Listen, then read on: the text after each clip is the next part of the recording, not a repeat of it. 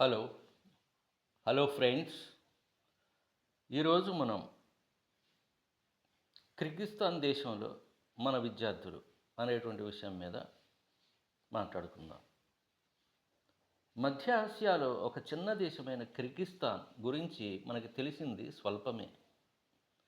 ఇటీవల కాలంలో మన పిల్లలు వైద్య విద్య చదవటానికి అక్కడికి బాగా వెళ్తున్నారు. దాంతో కిర్గిస్థాన్కి మనకి ఒక అవినాభావ సంబంధం ఏర్పడింది.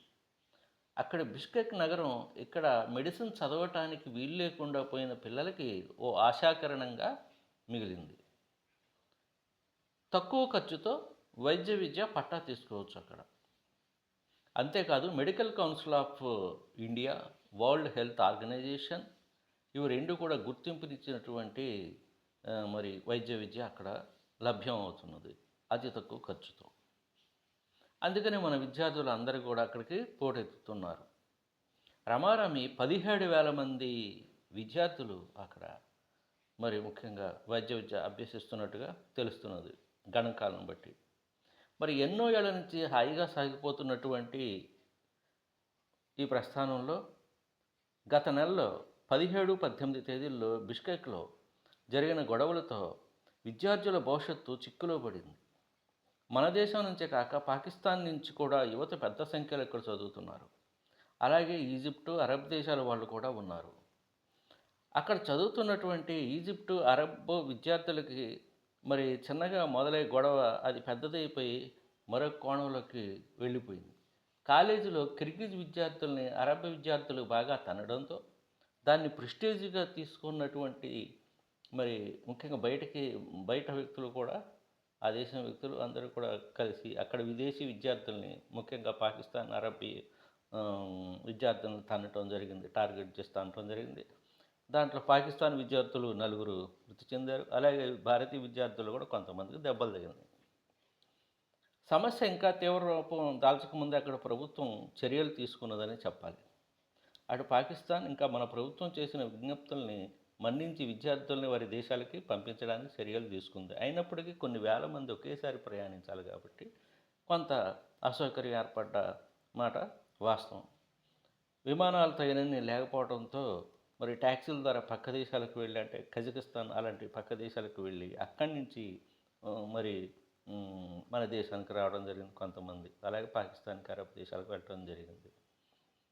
బిష్కెక్లో జరిగినటువంటి గొడవల గురించి విద్యార్థులు తమ ఫేస్బుక్ ఖాతాల్లో పెట్టడం చేయొద్దని అక్కడి మరి వైద్య సంస్థలు, అక్కడ ఇన్స్టిట్యూషన్స్ విద్యార్థుల్ని కోరాయి.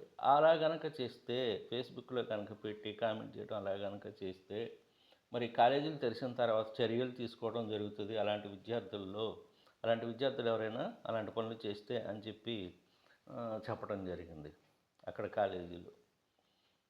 ప్రస్తుతానికైతే ఆన్లైన్లో జరుగుతున్నాయి క్లాసులు అనేటువంటివి.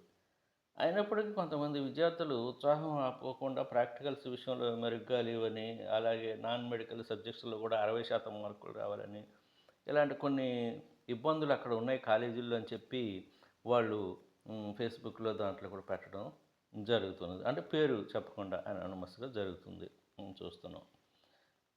తియాన్ షాన్ అలాగే పామీర్ పర్వత శ్రేణుల నడుమ శాంతియుతంగా ఉండే దేశంగా పేరున్న కిర్గిస్థాన్ రష్యాలో ఓ భాగంగా ఉన్నప్పటి నుంచి కూడా నాణ్యమైన విద్యకి, చౌకైన విద్యకి పెట్టింది పేరు.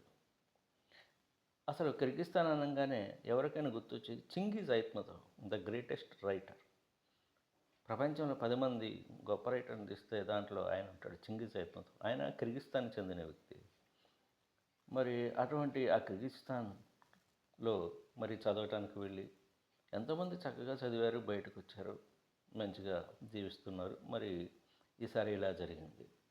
అక్కడ ఉన్నటువంటి మరి జనాభా ఎంత అంటే 69 లక్షలు మాత్రమే. మరి అటువంటి ఆ దేశం మరి చక్కగా ఉండి భవిష్యత్తులో కూడా ఇన్స్టిట్యూషన్స్ మంచిగా నడిచి మన విద్యార్థులు కూడా చక్కగా వైద్య విద్యను అభ్యసించి వాళ్ళు మరి మధ్యలో ఆగిపోయినటువంటి వారి విద్య అంతా కూడా పూర్తి కావాలని ఆశించుదాం. Okay, thank you very much. ఇది మీకు నచ్చినట్టయితే ఈ మంచి మంచి అంశాలతో ఈ విధంగా మాట్లాడుతూ ఉంటాను నేను అప్పుడప్పుడు, మీతో పంచుకుంటూ ఉంటాను. ఇది మీకు నచ్చినట్టయితే మరి ఈ ఛానల్ని మీరు సబ్స్క్రైబ్ చేయండి, మీ మిత్రులకు పంపించండి, అలాగే లైక్ చేయండి. Thank you very much for being with me. Let's meet with some other topic. Have a nice day.